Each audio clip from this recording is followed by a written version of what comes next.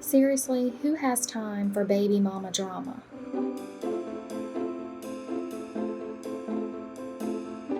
So, my husband was married before me for a very brief period of time to his ex wife, Katie, and they shared a son named Hayden, who is now 6 years old. When we got married, I knew that I was taking on the responsibility of becoming a stepmother to Hayden and having to figure out a way to peacefully co parent with his mom. I have been in his life since he was a little under 2 years old. My husband and his former wife did not have an amicable relationship when I came into the picture. The divorce was really nasty and it was a hostile relationship. Hard feelings lingered on for a very long time.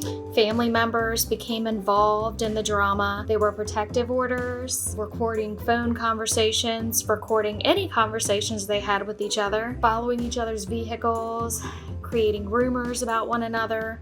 It was literally like a Lifetime movie. For the first couple of years of our relationship, we spent a lot of time playing the blame game and going to court for custody. I had heard so many negative things about this woman, and I had even allowed myself to form an opinion based on some of the rumors that I had heard. That was a huge mistake.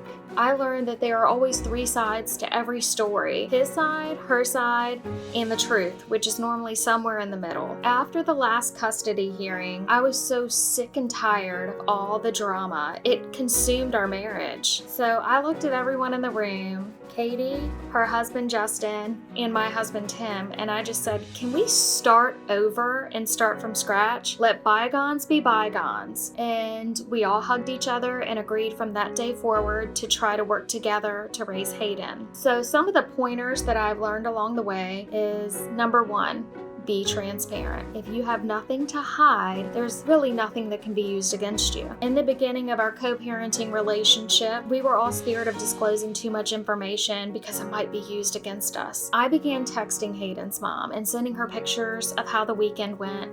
I let her know about the struggles and the triumphs so that there was no unknown. I made sure there were no skeletons in my closet and that she knew everything about me. It dawned on me that it must have caused her a lot of anxiety to send over her baby to a woman's house that she barely knew. I try to make her as comfortable with me as possible. Number two, pick your battles. When people are co-parenting and have hard feelings, they often make mountains out of molehills. If the parent is a few minutes late for pickup, who the F cares? Let it go. It's not a big to-do. There are so many other things to be stressed about. If you're looking for something to argue about, you're gonna find it. Why not be peaceful and happy?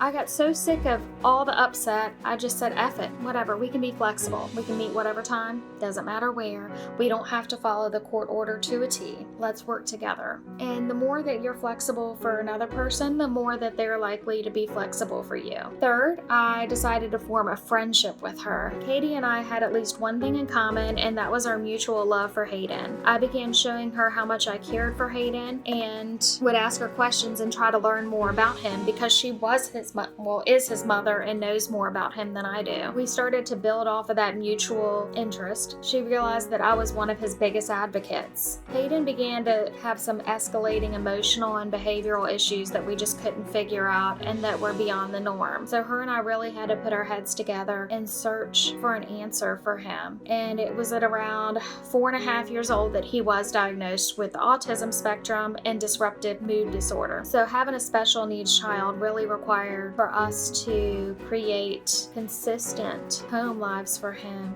and the least amount of chaos as possible. He needed us to work together. Her and I became very close friends. We started to talk on the phone every week about Hayden and just, small talk. We go to each other's kids' birthday parties. I went to Vegas with her on her work trip, and by having a friendship, it really cuts down on so much of the stress. We have to see each other so much anyways because of this child, so why not make it an enjoyable experience? Lastly, know that it's not about you and how you feel. It's about the child. Cut out your differences. Put the child first, not how you feel about the other person, not what they did to you. It is all about the child that you share together. And if you keep the child the main focus, then you can't go wrong. Hayden only benefits from his parents all working together for him. And it's so much better to to have an extended family versus a divided one.